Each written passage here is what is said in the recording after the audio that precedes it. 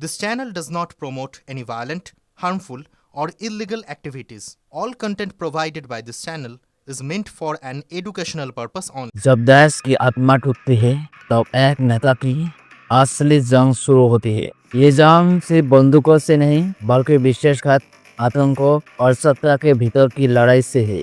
ये है Ibrahim Traore की नए जंग की कहानी। 2025 में बुर्किना फासो की सुरक्षा व्यवस्था ध्वस्त हो चुकी थी। जनवरी से जून तक कोई बड़े हमला में अब तक 6000 नागरिक मारे गए और सैकड़ों सैनिक भी वही हमलों का शिकार बने। मेरी 29 जुलाई 2025 को दार्गो सैनिक ठिकाने पर आतंकी हिस्सा ने लगभग 50 सैनिक को मौत के घाट उतारा।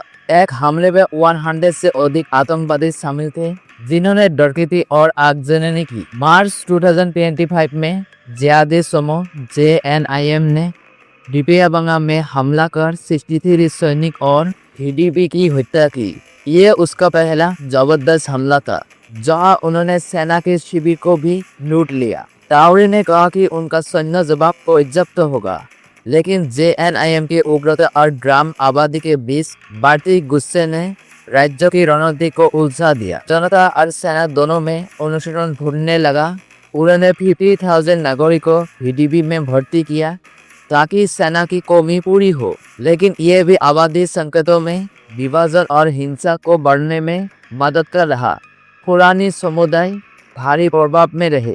ट्राओरे की सत्ता से बाहर से ही नहीं, आंदोलनी बलों से भी चुनौती का सामना कर रही थी। मीडिया, विपक्ष और सामाजिक कार्यकर्ता पर जारी भयभीत अभियान ने लोकतंत्र को दबाया।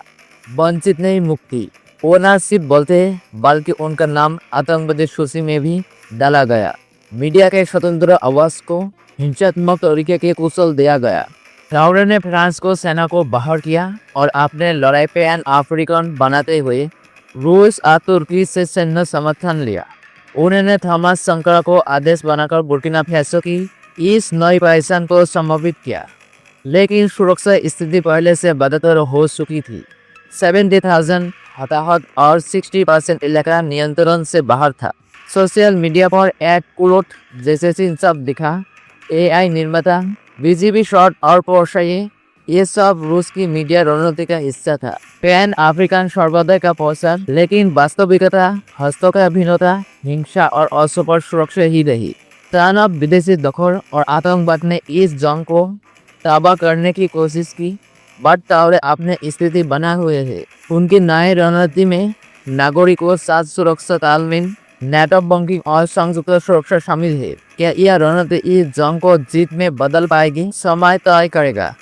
इब्राहिम ट्राओरे की ये जंग सिर्फ सुरक्षित जमीन की नहीं बल्कि सम्मान, सत्ता और विश्वास की जंग है। ये सवाल बचेगा, क्या भविष्य उनका इंतजार करते हैं या इसी जंग को राख में जमीन की नहीं बल्कि सम्मान, सत्ता और विश्वास की जंग है। ये सवाल बचेगा, क्या भविष्य उनका इंतजार करते हैं या इसी जंग को राख में दबा जाएगा।